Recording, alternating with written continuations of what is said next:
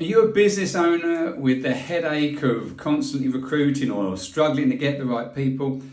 Well, if you are, you're like others that have spoken to me about this. So I want to just put a video with a few thoughts about some ideas about how you can improve that. So first off, are you the company that's attracting the right people? Are you the company that people want to work for? Have you got strong leadership with a clear vision that inspires people to want to come and be part of your organisation? Not just employees, but also suppliers and customers as well. Have you got strong management that challenges and supports the team to motivate them to go and want bigger and better things? So these are just some of the things to consider even before we start the recruitment process. The knock-on benefits for these will be that when you become the employer that people want to work for, then your team start referring you to their friends because they want other people to come and join this as well. But let's look at some specifics around recruitment, some ideas. Obviously, you use the job boards. There's specialist recruitment companies that are really good with that. Some are better than others, so maybe you need to kiss a few frogs before you find a prince. Look for people who perhaps do an analysis of the type of person that you're after and the role that you're after. So using behavioural profiles is good for this. You don't want somebody who's an extrovert, outgoing people's person to sit in an office by themselves crunching numbers, and vice versa.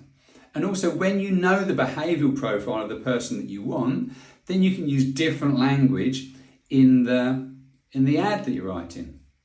So while we're talking about the language in the ad, gone are the days of just listing down the functions of the role. We want to be speaking to the person like a marketing ad.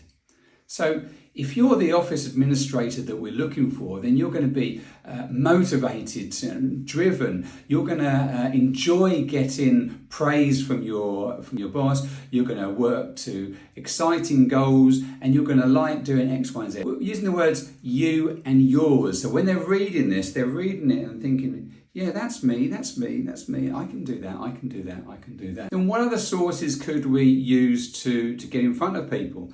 Well, obviously you've got social media.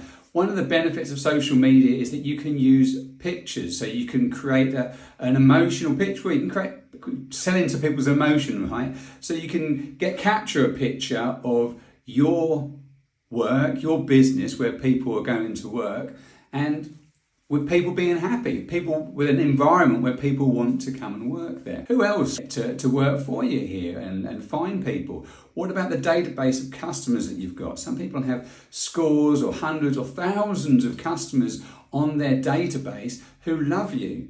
So could you write them an email or a text message saying that we're expanding our workforce so that we can grow, and we're looking for more people to give the excellent service that you've already received? Who do you know would be a great fit to come and join this organisation?